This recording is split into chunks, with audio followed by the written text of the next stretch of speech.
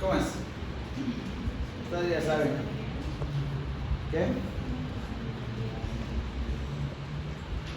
Hablen un poquito más fuerte. Me gritan los niños y ya no escucho bien.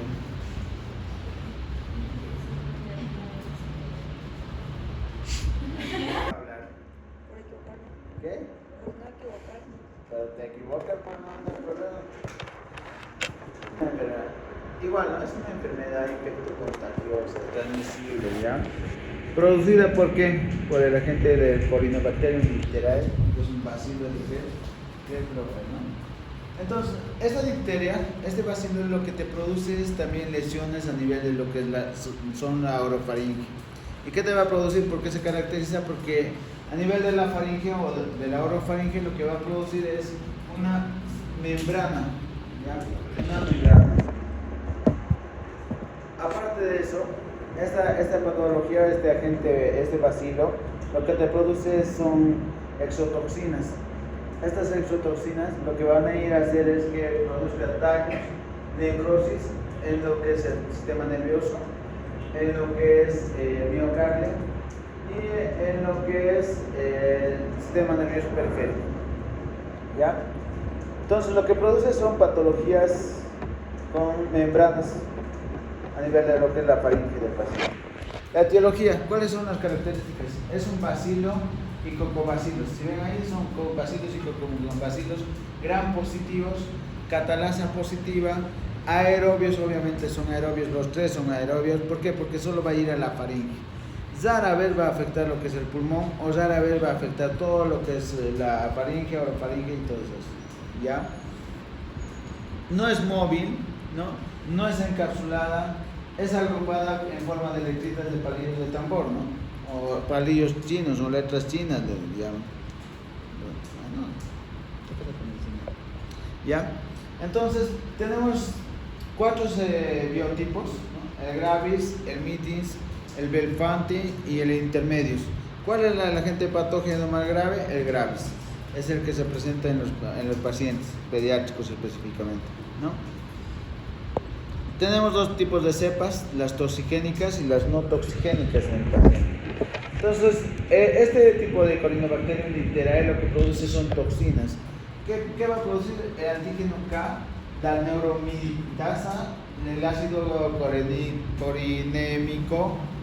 corinémico, ¿no? Y el bacteriófago. El antígeno K lo que te produce es una evasión del sistema inmune, igual que el otro, ¿no? No va a producir lo que son las citotoxinas, ¿ya? Y no vaya a producir lo que es el llamado de todos los neutrófilos y los de todo el sistema inmune de lo que es el paciente. La neuromidasa degrada lo que es el ácido salicílico y invade lo que son los tejidos. El ácido corinemicólico lo que hace es regular el pH para que el medio ambiente se encuentre de manera adecuada, ¿ya? Y los dos patógenos, o las dos toxinas muy importantes, la exotoxina del tipo A y la exotoxina del tipo B, ¿no? Ambas subunidades van a producir lo que son lesiones y daños, ¿no? En lo que es el corazón y el sistema nervioso central. Producen inflamación, producen todo el factor de necrosis tumoral, ¿ya? Y lo que van a producir son las pseudomembranas en la faringe. Históricamente, esto es una enfermedad ya muy antigua. ¿Por qué? Porque ya se sabía desde Hipócrates, ¿no?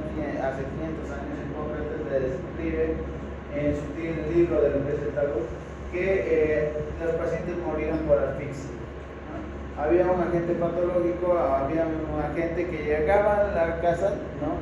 del paciente y lo que era asfixiarles, ¿no? Esta asfixia lo hacían por procesos mecánicos, como ya hemos visto, las pseudomembranas que se producen en lo que es la faringe. ¿Ya?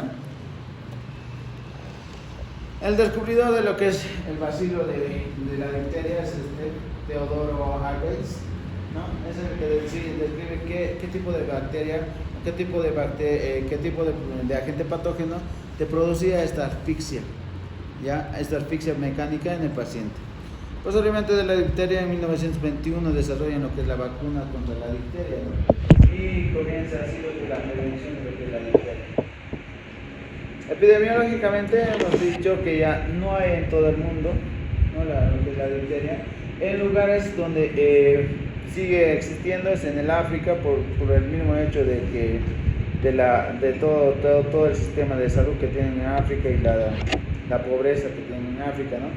El 2023, el 24 de septiembre, se produce lo que es un registro sospechoso en estos lugares, ¿no? Según la OMS, nuevamente aparece y nuevamente se registra la letalidad en un 6.3% de lo que es los pacientes.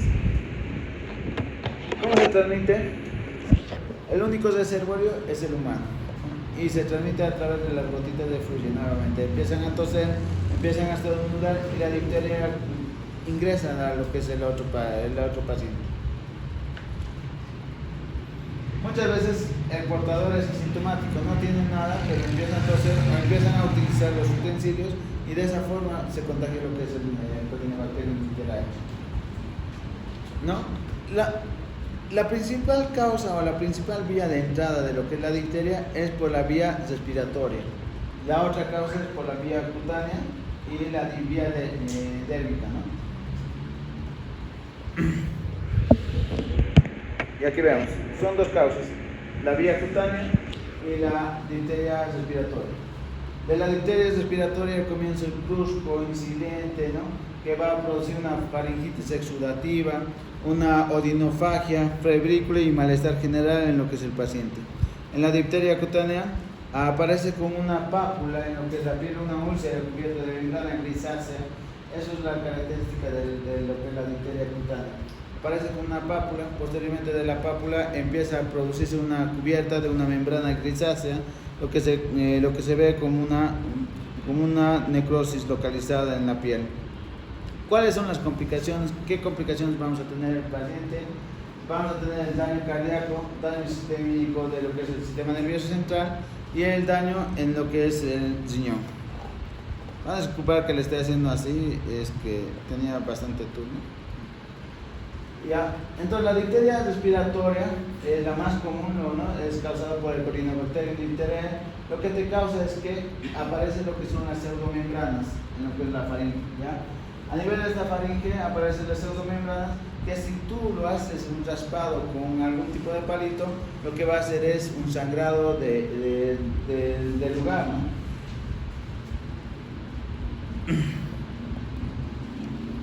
Entonces vamos a comenzar con la sintomatología. La sintomatología va a ser desde la difteria nasal, lo que va a producir descargas nasales, serosanguinolentas, purulentas, ¿no?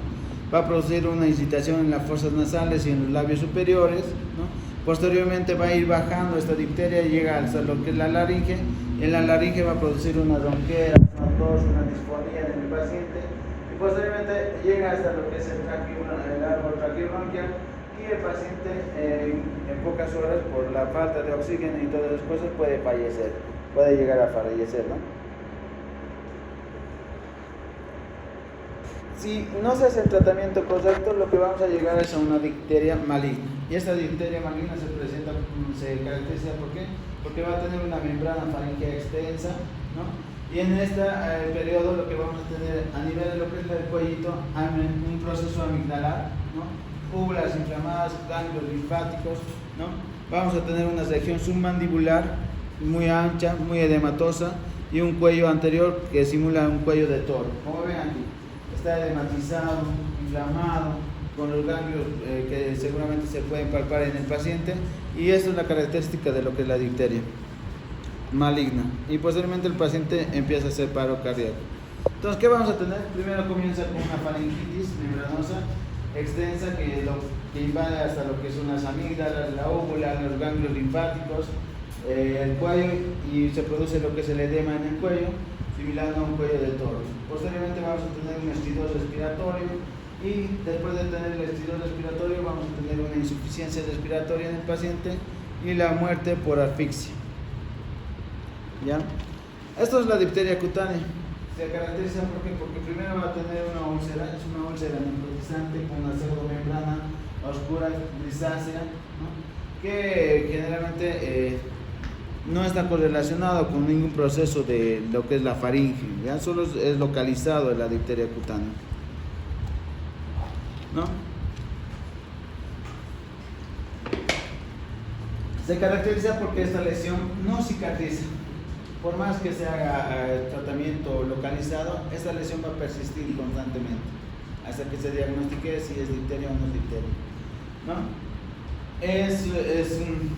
Como ya hemos dicho, se produce generalmente por un trauma o por una infección localizada.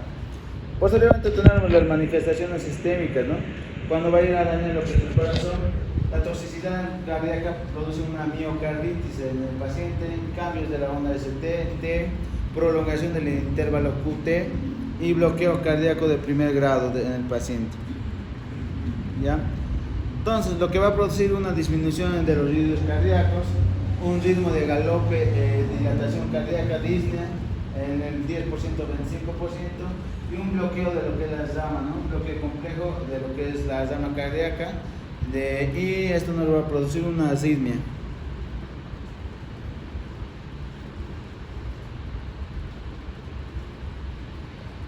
¿Cuáles son las complicaciones más mortales? El paro cardíaco, ¿no? ¿Qué más? La toxicidad neurológica ocurre en el paciente aproximadamente un 5%, puede desarrollarse hasta un 75% en el paciente con difteria grave, ¿ya? ¿Qué va a producir? Parálisis del paladar, no va a poder el paciente deglutir, parálisis en la pared faringea posterior, ¿no? Neuropatías craneales oculares, ¿no? El paciente no va a poder ver, no va a poder observar, no va a poder hacer movimiento normal. ¿Qué más? Parálisis facial, ¿no? En el paciente una neuritis periférica y una parálisis total del paciente. Eso es el tipo de evolución. Comienza desde una parálisis del paladar, parálisis de la que es la faringe posterior, neuropatías craneales, parálisis facial, neuritis periférica y una parálisis generalizada. ¿Ya? La polineuritis periférica se inicia en forma característica a partir de unos 3 meses después de lo que ha comenzado lo que es la difteria. ¿Qué quiero decir con esto? Que no va a producirse esta patología, no va a producirse esta complicación inmediatamente después de lo que le ha dado la difteria, sino a los 3 meses aproximadamente de lo que ha cursado el paciente con difteria. ¿Ya? Otra de las complicaciones que podemos tener en la difteria es la neumonía, ¿ya? Se observa en más de la mitad de los pacientes y es un caso de mortalidad y morbilidad en pacientes pediátricos. Otras complicaciones: encefalitis, infarto cerebral, embolia pulmonar, endocarditis y bacteremia. El diagnóstico es más epidemiológico, ¿no? Personas que no están vacunadas, tenemos que ir a pensar en que está cursando con una difteria, personas con vacunas incompletas, exposición a personas infectadas, viajes aéreos a lugares endémicos como África, ¿no? Heridas en la piel que no sanan, que no curan, que no cicatrizan, pobre higiene y una pobreza en lo que es el paciente, ¿no? El diagnóstico laboratorial se hace cultivos de lo que es la difteria. ¿En qué cultivo utilizamos? El agartindale, ¿ya? Ese es el agartindale, lo que están viendo ahí. Entonces va a empezar a cultivarse el paciente o podemos utilizar lo que es el PCR, ¿no? Para hacer el diagnóstico. Ahora, si le pedimos laboratorios, en los laboratorios vamos a ver una trombocitopenia, una leucocitos más de 25.000, ¿no? De leucocitosis nos darían un diagnóstico de lo que es una difteria, acompañado de la sintomatología aparte, ¿no? De la membrana o de la pseudomembrana que se encuentra en lo que es la faringe.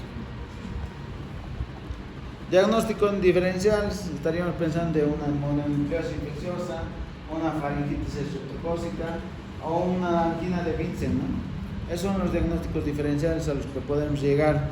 Pero si vemos lo que es la mononucleosis infecciosa, sí te puede dar una pseudomembrana, ¿ya? Pero esta pseudomembrana no empieza a sangrar, esa es la diferencia.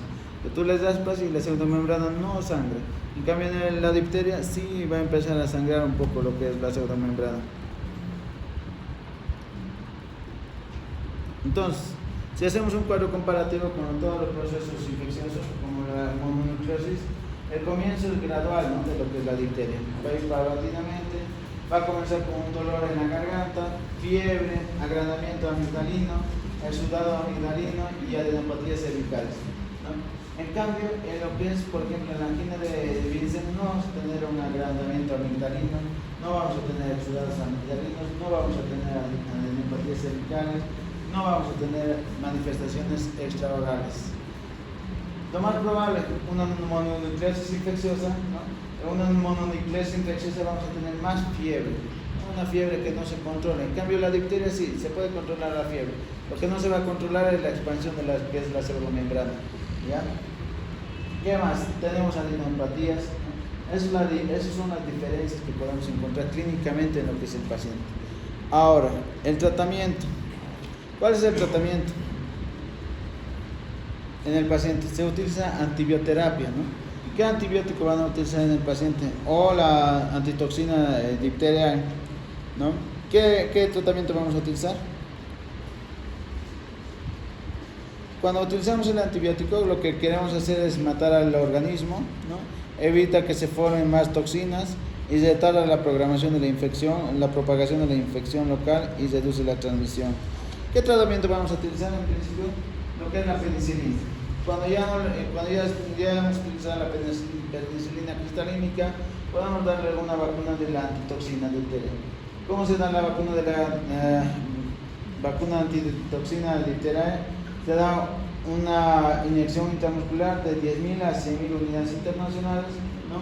En las primeras 24 a 48 horas de que ustedes están viendo lo que es la pseudomembrana. Ahora, la penicilina cristalina se da entre 600.000 unidades en niños menores de 8 años y en mayores de 8 años 1.2 millones, 1.200.000 unidades internacionales, ¿ya? ¿Durante cuántos días? Durante aproximadamente 14 días. Si no utilizamos o si no es alérgico a lo que es la penicilina, lo que le vamos a dar es la eritromicina, ¿ya? La eritromicina, ¿cuánto le damos? 40 miligramos por gramo día en 4 dosis, ¿no? De 7 a 10 días aproximadamente. Ahora, si no tenemos todo eso, podemos utilizar la rifampicina, la clindamicina o la gentamicina. ¿Qué hacemos al paciente? Obviamente le tenemos que aislar, ¿no? No puede estar caminando el paciente contagiando a las demás personas. Se hace un aislamiento, se hace un monitoreo electrocardiográfico. Como ya hemos dicho, puede producir daños o lesiones a nivel de lo que es el corazón. Entonces lo que tenemos que hacer es un electrocardiograma. En caso de miocarditis al paciente se le da corticoides, se lo administra corticoides de 1 a 2 miligramos kilogramo día, aproximadamente 2 semanas, ¿no? Entonces, nuevamente, la prevención, ahí está el esquema. ¿A qué edad le damos? A los 2, 4 y 6 meses la pentavalente, que ahí tiene lo que es la difteria, la tosferina y el tétanos, ¿ya? A los 15, a los 18 meses el primer refuerzo, a los 4 años el segundo refuerzo, y en los adolescentes, ¿no? Adultos mayores, lo que es la difteria, el tétanos y la difteria. Las mujeres embarazadas también se le debe dar, ¿no? Pero eso seguramente en ginecología les van a explicar con mucha mayor facilidad. Entonces les da este tipo de inyecciones. Se les da, ¿dónde se aplica la inyección? Es intramuscular profunda, ¿ya? En el vasto externo. ¿Qué más? El efecto es local, ¿no? A los 24-48 posteriores puede presentar dolor, fiebre, tejido duro, ¿ya? Después, a las más de las 48 horas puede presentar ya somnolencia, irritabilidad, malestar general, RAIS y urticarias. No, esto es la dosis, es la composición que tenemos actualmente. Un toxoide difterial de no menos de 20 unidades internacionales es lo que se aplica y es lo que viene en el Extracin que tenemos aquí en Bolivia. ¿Cuáles son las precauciones de la vacuna? Obviamente tiene que estar en una temperatura adecuada de más 2 a más 8 grados centígrados. No se debe desechar la vacuna que no se utiliza, no debe mezclarse con otras vacunas inyectables, ¿no? La vía es intramuscular. Contraindicaciones: no administrar en niños con hipersensibilidad. Vamos a hacer grupitos y van a hacer mapas conceptuales. ¿Ahorita?